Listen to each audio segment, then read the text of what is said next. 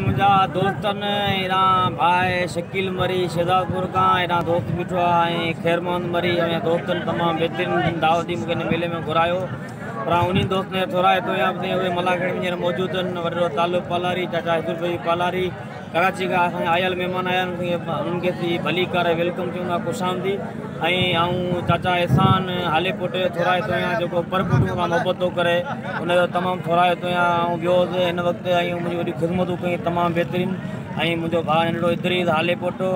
जलाल हाले पोटो मुतरम जनाब भाई खान हाले पोटो भा अब्दुल्ला हाले पोटो नियो तमाम थोड़ा तो यहाँ मुतरम जनाब रसूल बस के हाले पोटो हजूर बस के हाले पोटो नियो तमाम थोड़ा तो यहाँ बया काफ़ी मेहमान जो मलाखड़े में आया उनके उन थोड़ा तो यहाँ पे असो दोस्त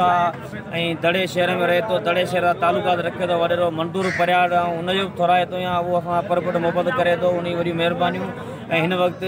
भला चूंड पहलवान पोतान कंहिं तारफ़ मुताद कोन हर एक पहलवान पोतो हर कुंड का पोतो पर सब बाकायदे सीनियर पहलवान अज वो मुकाबलो थींदो आखिरी अलविदा नसीबी गाल कड़ो पहलवान खुश नसीब है जो इनाम तो हासिल है मेहरबानियों कुर्ब खेल खत्म दोस्तन बड़ी शुक्रगुजार मेहरबानी मेले बाकायदे मचाऊं पंजे दी ड्यूटी मलन के नाम मुडे नाम मलन राजू खिदमतू हंद बिस्तरा मानू टुकर चायूं हर से हुसैन बगीर गाओ पहलवान शर्र सो खमी से खान मरियो से खमी से खान मरियो सो बोला बसो पहलवान खान मंसूरो शोरो पहलवान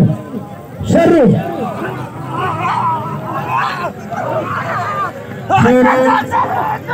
पहलवान शर्र भलो जोड़ा सख्त मुकाबलो